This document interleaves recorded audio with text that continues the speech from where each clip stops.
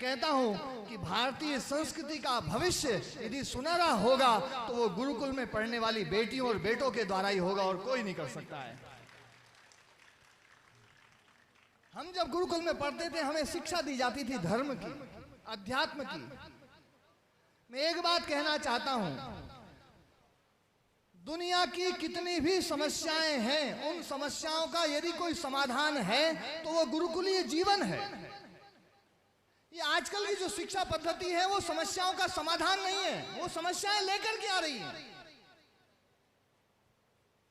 न्यायाधीश जिलाधीश महोदय, मैंने एक बार सर्वे करवाया कि जो स्कूल से पढ़ने वाले बच्चे हैं, कितने बच्चे पढ़ते हैं और कितनों को नौकरी मिलती है। तो मैंने बहुत बड़े इलाके में जानकारी इकट्ठी करवाई, तो 350 बच्चों को जब स्कूल में पढ़ाया जाता है तो उसमें एक बच्चा नौकरी लगता है। 350 में एक बच्चे को नौकरी मिलती है और 349 बच्चे वो बेरोजगार। गुरुकुल में पढ़ने वाले, मेरे साथ में बहुत सारे बच्चे पढ़ते थे और बहुत सारे गुरुकुलों में पढ़ते थे, मैंने एक भी बच्चे को बेरोजगार नहीं देखा। ये सबसे बड़ी विशेषता है गुरुकुल की। ऐसा नहीं है कि गुरुकुल की शिक्षा बहुत दोयम दर्जे की हो। कई मेरे साथ में पढ़ने वाले आपके जैसे ही IAS IPS बने, बहुत सारे प्रोफेसर बने, आज भी अपने अपने डिपार्टमेंट के हेड ऑफ डिपार्टमेंट वो है, और कोई गौपालन में लगा हुआ है, कोई समाज सेवा के काम में लगा हुआ है, कोई वृक्षारोपण के अभियान में लगा हुआ है। वो वहां पर भी हजारों लोगों को रोजगार दे रहा है, और कुछ नहीं तो पुरोहित का काम कर रहा है, लेकिन एक भी बालक बेरोजगार नहीं है। ये गुरुकुल शिक्षा की सबसे बड़ी विशेषता है। जो स्कूली शिक्षा है, 350 बच्चों में एक बच्चे को नौकरी मिल गई। अब जो 349 लोग हैं वो क्या करेंगे? वो चोरी करेंगे, डाका डालेंगे, लूटपाट करेंगे, दूसरे की संपत्ति को हड़पेंगे। कैसे हड़पा जाए वो नए नए तरीके इजाद करेंगे। क्यों? क्योंकि उनको कोई दूसरा काम नहीं आता है। कितने बड़े आश्चर्य की बात है, आज की हमारी जो शिक्षा पद्धति है, उस शिक्षा पद्धति में बालक को 25 साल, 26 साल, 30 साल पढ़ाया जाता है, और 30 साल तक पढ़ाने के बाद में वो अपने जीवन का सबसे क्रीम टाइम, देखो सबसे क्रीम टाइम होता है 30 साल, वो क्रीम टाइम लगा करके, और 30 साल बाद वो एजुकेशन सिस्टम कहता है, बोले भैया तुम जो है फेल हो, अब तुम किसी काम के लिए नहीं। 30 साल तक माता पिता सोचते हैं कोई काम है, घर में गाय पालना है, बोले भैया हम कर लेंगे, तू बेटा तू तो पढ़। खेती का काम करना है, माता पिता कहते हैं बोले हम कर लेंगे, तू तो पढ़ाई कर। होता कि नहीं होता है सबके साथ? आप सब अपने बच्चों को घर में कोई भी काम नहीं करने देते हैं, कोई काम नहीं, बोले बस तू तो पढ़ाई कर, तू तो पढ़ाई कर, तू तो पढ़ाई कर। और वो पढ़ाई करते करते करते 30 साल हो जाते हैं, उसके बाद में वो केवल पढ़ाई का रह जाता है, बाकी और किसी काम का नहीं रहता। उसको कोई नल फिटिंग करना हो, बोले जी नल फिटिंग नहीं आती है। उसको कोई मकान बनाना हो, मकान बनाना नहीं आता। उसको कहो भैया तू गाय की सेवा कर ले, गाय सेवा नहीं करने आती। उसको कोई खेती कर ले, खेती करना नहीं आता। यहां तक कि आज का बच्चा तो ऐसा हो गया है, घर में झाड़ू लगाना नहीं आता उसको। ये स्थिति हो गई है। मतलब हमारे देश में ये जो एजुकेशन सिस्टम है, उसके दूसरे जो और दूसरे पहलू हैं, उसमें तो चर्चा बात की बात है, लेकिन सबसे बड़ी बात है, यदि आज की शिक्षा को ये माना जाता है कि आज की शिक्षा पेट भरने के लिए है, तो आज की शिक्षा से व्यक्ति पेट भी नहीं भर सकता है। संस्कार की बात तो बहुत दूर की बात है। मैं कहना चाहता हूं आप सबसे, 40 साल पहले हमारे देश में जो व्यवस्था थी और आज जो व्यवस्थाएं हैं, मैं 3 चीजों पर आपका ध्यान आकर्षित करना चाहूंगा। 3 चीजों पर। 40 साल पहले जितने स्कूल थे, आज उससे कितने गुना ज्यादा स्कूल हो गए? क्यों जी कलेक्टर साहब, 40 साल पहले जितने स्कूल थे, आज उससे स्कूल जो है सैकड़ों गुना बढ़ गए, सैकड़ों गुना स्कूल बढ़ गए, शिक्षा के संस्थान हमने खड़े कर दिए। और शिक्षा का उद्देश्य क्या है? शिक्षा का उद्देश्य क्या होना चाहिए? अरे बोलो तो सही। चरित्र निर्माण। शिक्षा का उद्देश्य होना चाहिए संस्कार। मैं आप सबसे पूछना चाहता हूं, 40 साल पहले संस्कार ज्यादा थे या आज ज्यादा हैं? पहले ज्यादा थे। क्यों जी कलेक्टर साहब? मतलब सैकड़ों गुना स्कूल हमने खड़े कर दिए कि संस्कार बढ़ेंगे, और संस्कार घट गए तो हम गलत दिशा में जा रहे हैं। हमें सोचना पड़ेगा। इसी प्रकार से हमारे देश में एक सिस्टम चल रहा है मेडिकल का। मेडिकल सिस्टम जो आज हमारे देश में चल रहा है, आज से 40 साल पहले जितने डॉक्टर और जितने हॉस्पिटल थे, आज उससे सैकड़ों गुना हॉस्पिटल और डॉक्टर हमारे देश में हो चुके हैं। लेकिन ईमानदारी से बताओ, 40 साल पहले लोग ज्यादा स्वस्थ थे या आज ज्यादा स्वस्थ हैं? पहले ज्यादा स्वस्थ थे। इसका मतलब हमारा जो स्वास्थ्य वाला सिस्टम है वो भी खराब हो गया है, वो भी खराब होता जा रहा है। और एक तीसरी बात जो सबसे महत्वपूर्ण है, आज लोग ये समझते हैं कि सुख मिलेगा तो पैसे से मिलेगा, सुख मिलेगा तो संसाधनों से मिलेगा। लोग सुख की परिभाषा पैसे से जोड़ के करते हैं। मैं आपसे पूछना चाहता हूं, 40 साल पहले लोगों के पास में जितना पैसा था, आज कितना गुना बढ़ गया है? सैकड़ों गुना बढ़ गया है। सैकड़ों गुना पैसा बढ़ गया है, संसाधन बढ़ गए हैं। पर ईमानदारी से बताओ, 40 साल पहले लोग ज्यादा सुखी थे या आज ज्यादा सुखी हैं?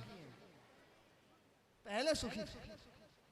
मतलब हमने जो है ये 3 चीजें तो बहुत, वैसे तो और बहुत सारी चीजें हैं जिस पर मैं चर्चा कर सकता हूं। हम सबको भी इस विषय पर विचार करना पड़ेगा कि हम किस दिशा में जा रहे हैं और हमें किस दिशा में जाना चाहिए। और मैं एक बात कहता हूं, क्योंकि मैं इस गुरुकुल की भट्टी से बना हुआ, इस भट्टी से मेरा निर्माण हुआ है, और इसलिए मैं गुरुकुल शिक्षा पद्धति के बारे में बोल सकता हूं। गुरुकुल में हमें बताया जाता था, बचपन से बताया जाता था कि सुख का आधार, स्वास्थ्य का आधार, संस्कार का आधार धर्म है। यदि तुम धर्म पर चलते रहोगे तो तुम भी सुखी रहोगे और पूरा समाज सुखी रहेगा।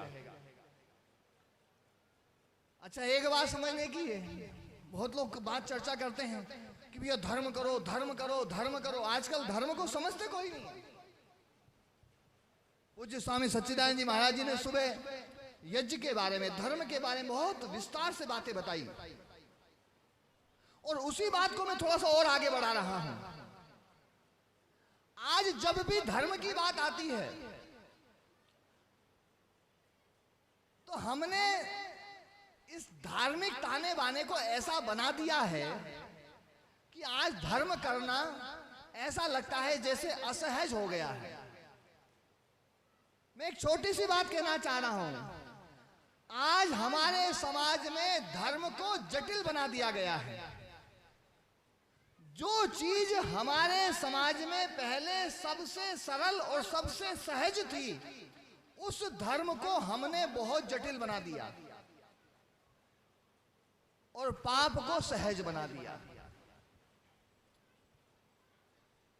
मैं बहुत गंभीर बात कह रहा हूं, इस पर थोड़ा सा ध्यान देना। यदि आप ध्यान से सोचेंगे तो वास्तव में लगेगा कि हमने पिछली कुछ शताब्दियों से अपनी संस्कृति को किस दिशा में मोड़ दिया है। हमारी प्राचीन संस्कृति में धर्म सबसे सरल था। आपको यज्ञ करना है, कोई बहुत बड़ा कठिन काम नहीं था यज्ञ करना। पहले घर में माताएं बहनें, मैं बचपन से देखता था, माताएं बहनें रोटी बनाती थी तो रोटी में, पहली रोटी में थोड़ा सा गुड़ डाला, घी डाला और अग्नि में समर्पित कर दिया। बताओ यज्ञ हुआ कि नहीं हुआ? यज्ञ हो गया। कितना सहज था, कितना सरल था। आपको और कुछ नहीं तो मिट्टी का दिया लिया, उसमें घी डाला, बत्ती लगाई और अग्नि प्रज्वलित कर दी, आपका यज्ञ शुरू हो गया। कितना सरल काम। आज कहीं यज्ञ कराना हो, ओहो पंडित जी इतनी लंबी तो पर्ची देंगे, ये सामान चाहिए, ये सामान चाहिए, ये सामान चाहिए, ऐसा करना है, वैसा करना है, वैसा करना है, वैसा करना है। आदमी ये सोचता बोले भैया एक बार कर लो, फिर उसके बाद में होता है या नहीं होता? हमने धर्म को जटिल बना दिया, हमने धार्मिक पुस्तकों को जटिल बना दिया। मैं अभी पीछे 2-3 दिन पहले एक जगह पर गया महोदय जी, तो वहां पर क्या हुआ, मैंने उस घर में पूछा मन की तुम्हारे घर में गीता है कि नहीं है? तो बोले जी है। मन की उस गीता को आप लोगों ने अंतिम बार कब छुआ था? तो बोले जी जब लेकर के आए थे तब छुआ था। मैंने बच्चों से पूछा मन की तुमने क्यों नहीं छुआ? बोले जी पिताजी कहते हैं इसको नहा धो करके बहुत श्रद्धा पूर्वक भक्ति भाव से तभी हाथ लगाना, नहीं तो लगाना ही नहीं। कितने बड़े गजब की बात है कि यदि कोई अधर्म की पुस्तक हो तो बच्चे को यह बताया जाता है इसको तू कभी भी छू सकता है, और धर्म की पुस्तक है तो उसमें जो है आपने नए नए अड़ंगे लगा दिए। आपको नहा धो के करना है, आपको सुबह ही करना है या शाम को करना है, दिन में बीच में हाथ नहीं लगाना है, ऐसे नहीं लगाना है, वैसे नहीं लगाना है। बच्चा सोचता भैया ऐसे धर्म से तो अपन दूर ही रहे। होता है या नहीं होता ऐसा? हमने धर्म को बांध दिया है। पूजा करनी है, आजकल क्या परंपरा बन गई, अरे भैया सुबह सुबह करेंगे पूजा, तो भगवान की पूजा करनी है सुबह कर लो, सुबह छूट गई बोले भैया अब अगले दिन देखेंगे। कभी सोचा आपने कि गाली देनी है तो सुबह सुबह दे लेंगे? गाली के लिए कोई सीमा है? कोई समय की सीमा है? 24 घंटे में कभी भी गाली दी जा सकती है, लेकिन पूजा के लिए समय निश्चित कर रखा है आपने। क्यों? क्योंकि पूजा को बांध दिया है, धर्म को बांध दिया है। आपको कोई अच्छा काम करना बोले भैया नहा धो ले, बेटे को कहते नहा दो। कभी आपने सोचा कि ये चलो गाली देनी है नहा धो के देंगे, ऐसे नहीं देंगे। और आजकल तो धर्म को हमने समय में नहीं स्थान में बांधा है। धर्म करना है भैया वहां जाना पड़ेगा। आप लोग तो बहुत सौभाग्यशाली हो, मथुरा के पास में हो। बहुत दूर दूर वाले लोग बोले गुरुजी धर्म करना है तो मथुरा जाना पड़ेगा। मैंने कहा मन की भैया एक बात बता, ये तू दारू पीता है, एक नियम यूं कर लेना कि दारू पीनी है तो मथुरा जाकर के पीऊंगा, नहीं तो नहीं पीऊंगा। अच्छा ईमानदारी से सोचिए, यदि भारत भर के लोग ये सोच लें कि दारू पीनी है तो मथुरा में या वृंदावन में या हरिद्वार में जाके पिएंगे, नहीं तो नहीं पिएंगे, बताओ पूरे भारत में दारू बंद हो जाएगी कि नहीं हो जाएगी? हो जाएगी या नहीं हो जाएगी? दारू को खुला कर दिया है और धर्म को बांध दिया है, इसलिए धर्म बंद हो गया है। हमने धर्म को जकड़ दिया है। बच्चे को धर्म की बात करने और भैया मामला गड़बड़ है क्या, पता नहीं क्या। गाली देनी है 24 घंटे दे सकते हो, झूठ बोलना है 24 घंटे झूठ बोल सकते हो, कोई भी पाप करना है 24 घंटे कर सकते हो, ठगना है 24 घंटे ठग सकते हो किसी को, लेकिन धर्म के काम में अरे बोले भैया यह जगह नहीं है, चलो वहां देखेंगे। हमने धर्म को जटिल बनाया है। गुरुकुल में हमें सिखाया जाता था कि धर्म तो इतना सहज है, इतना सहज है, इतना सहज है जितना सहज सांस लेना है। सांस लेना जितना सहज और जितना सरल है उतना ही सरल है धर्म। और यदि उतना सरल नहीं है तो उस धर्म की आवश्यकता भी नहीं है।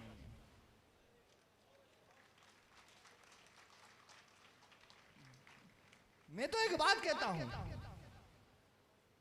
सबसे सरल काम है धर्म। अच्छा यहां पर जितने बैठे हैं सब इंसान बैठे हैं, हम सबका एक धर्म है, मानव धर्म है या नहीं है? आप सोच के देखिए, आपको एक दिन घोड़े का धर्म निभाना हो, कितना कठिन होगा? होगा या नहीं होगा?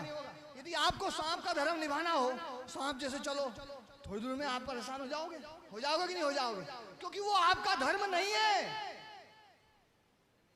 जो आपका धर्म नहीं है आप उसको ज्यादा समय तक नहीं कर सकते हैं। जो आपका धर्म है आप उसी को लंबे समय तक कर सकते हैं। वास्तव में वही धर्म है। अब मैं आपसे पूछना चाहता हूं, आप गुस्से में कितनी देर रह सकते हो? बताओ जी, यहाँ जो सबसे खतरनाक गुस्सा करने वाले वो बताओ कोई। हाँ, क्योंकि वैसे तो घर में सब थोड़ा बहुत तो मामला चलता ही है।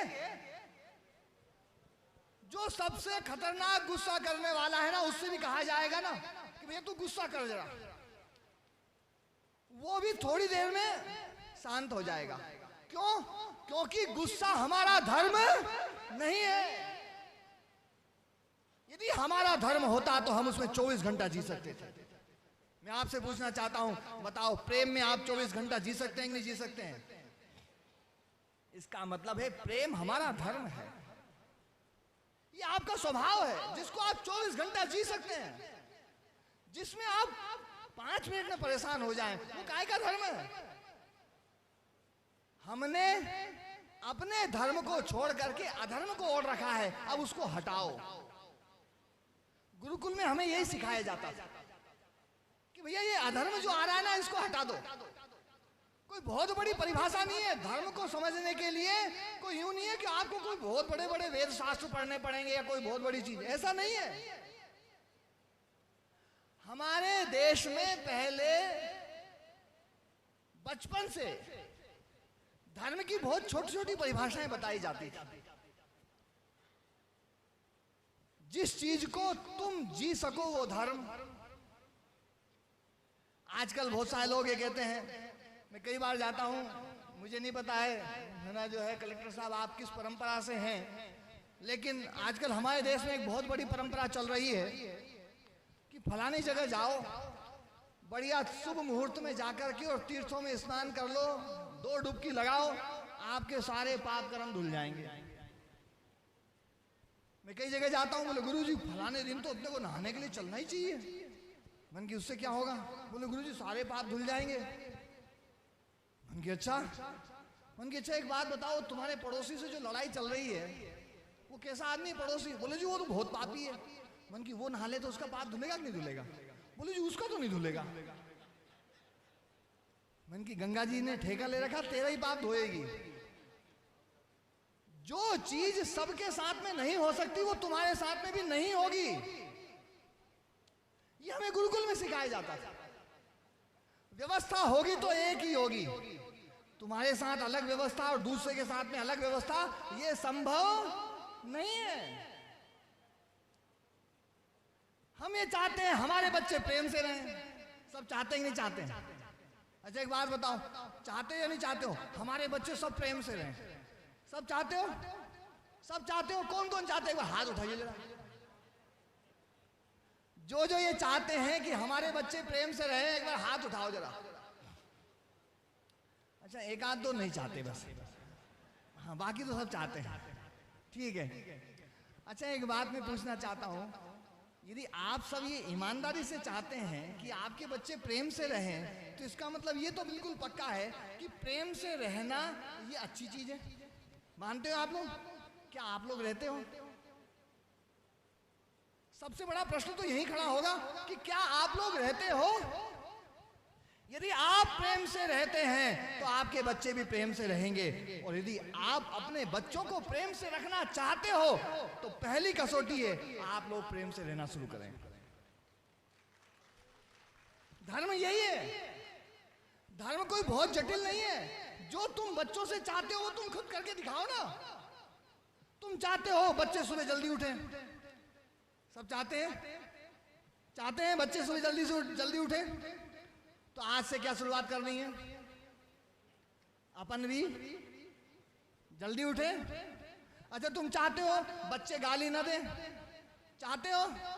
बहुत सारे के मुंह से यहां से गाली निकलती होगी, बिल्कुल पक्की बात है। यहाँ जितने भी लोग बैठे हैं उनमें आधे से ज्यादा लोग होंगे जिनके मुंह से कई बार गाली निकलती होगी। जो हो लिया सो हो लिया, कोई बात नहीं। आगे से एक संकल्प तो आज लेकर के जाओ कि भैया बच्चों को अपन ये चाहते हैं कि बच्चों के मुंह से गाली ना निकले, तो एक बार भी किसी भी प्रमाद से भी मेरे मुंह से गाली नहीं निकलनी चाहिए। ये धर्म है। आप चाहते हो बच्चा झूठ ना बोले,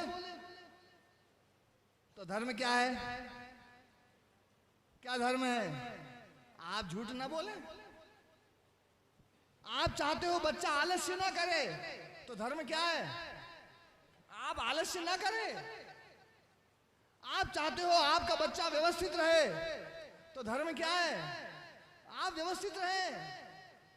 धर्म बहुत सहज है, बहुत सरल है, इसको कोई मतलब समझना कोई कठिन काम नहीं है। लेकिन बस दिक्कत यह है कि हम साधक नहीं बनना चाहते हैं, हम सुधारक बनना चाहते हैं। हमारे गुरुजी के पास में कई बार जो है कुछ लोग आते थे, बोले जी हम तो समाज सुधारक हैं। तो हमारे गुरुजी कई बार विनोद में पूछ लेते थे कि तुम समाज सुधारक हो? बोले बहुब्री वाले या तत्पुरुष वाले? बच्चियां जो पढ़ती होंगी व्याकरण जो है उनको पता होगा, समाज जो है समस्त पद है, ये समाज सेवक। तो उसमें तत्पुरुष समास भी हो, बहुब्री समास, दोनों समास कर सकते हैं। तत्पुरुष समास में तो अर्थ निकलेगा कि समाज का सेवक, और बहुब्री में निकलेगा समाज है सेवक जिसका। अक्सर जितने भी समाज सेवक हैं वो सब बहुब्री वाले हैं। हमारे गुरुकुल में यह सिखाया जाता था तुम तत्पुरुष समाज सेवक बनना। और ध्यान रखना, हमारे गुरुजी इस बात को कहते थे, सेवक और सुधारक वही बन सकता है जो साधक होता है। जो पहले स्वयं सुधरेगा वही दूसरे को कुछ सुधार सकता है। इसलिए हम अपना निर्माण करें, स्वयं का निर्माण करें। स्वयं का निर्माण सबसे आवश्यक है।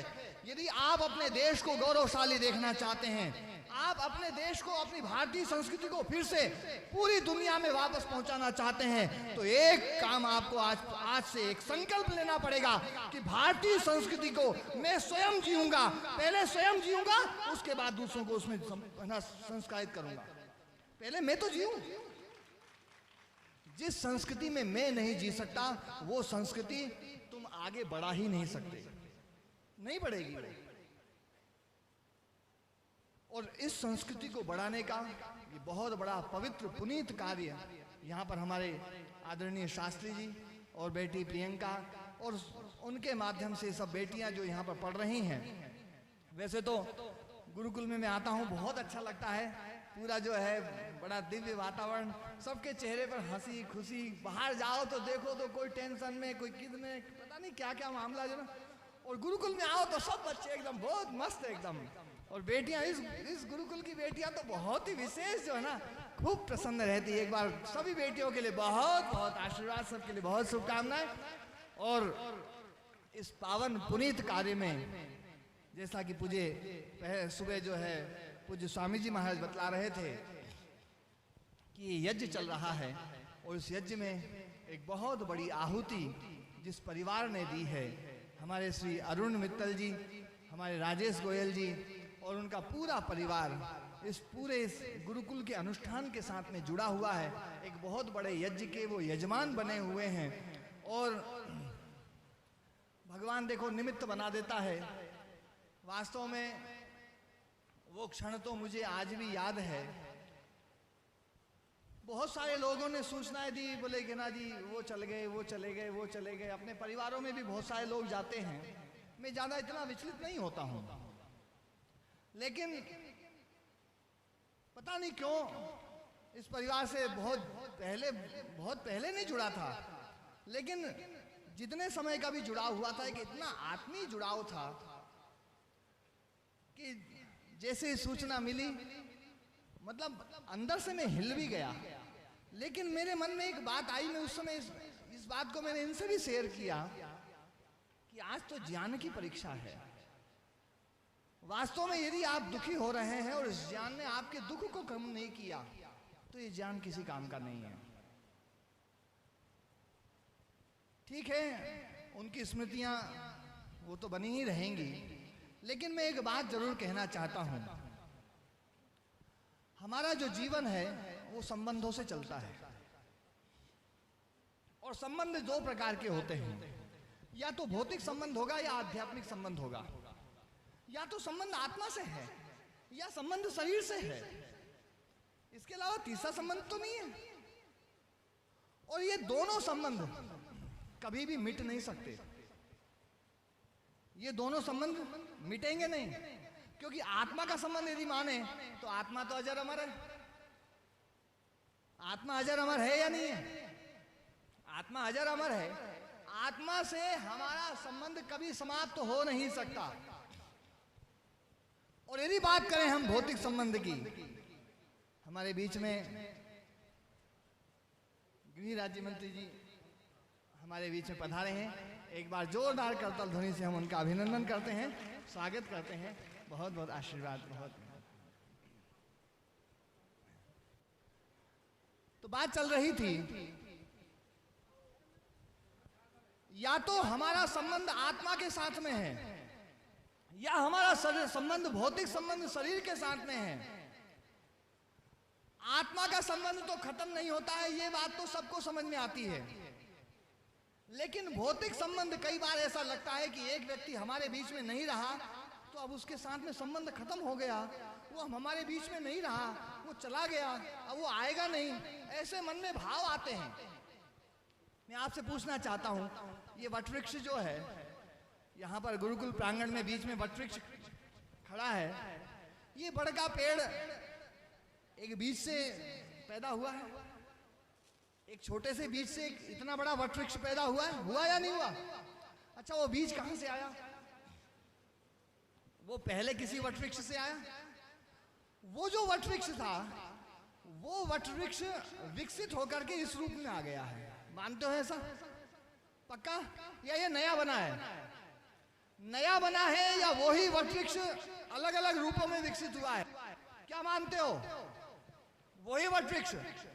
और वो वटवृक्ष उससे पहले वाले वटवृक्ष का रूप है, और वो वटवृक्ष उससे पहले वाले का रूप है। यदि हम देखें तो हमारे इस भौतिक संसार में भी कोई भी चीज नई नहीं बनती है, वो चलती चली आती है, चलती चली आती है, चलती चली आती है। ऐसे ही हमारा जो ये शरीर है, ये हमारा शरीर हमारे माता पिता की देन है, उनका ही डीएनए हमारे भीतर है, उनका ही जीन्स हमारे भीतर है। यूँ कहते हैं ना, उनका ही खून हमारे धमनियों में दौड़ रहा है, और हमारे माता पिता में उनके माता पिता का खून दौड़ रहा है, और उनके माता पिता का खून उनमें दौड़ रहा है, और ये परंपरा चलती चली आ रही है और अंत तक चलती चली जाएगी। यदि हम भौतिक दृष्टि से भी देखें तो कोई व्यक्ति जाता भले ही है, वो दिख रहा है कि चला गया, लेकिन वास्तव में वो संध्या जी आज भी हमारे अर्पित जी के रूप में और आगे उनकी पूरी परंपरा में वो हमेशा हमेशा हमेशा मौजूद रहेंगी।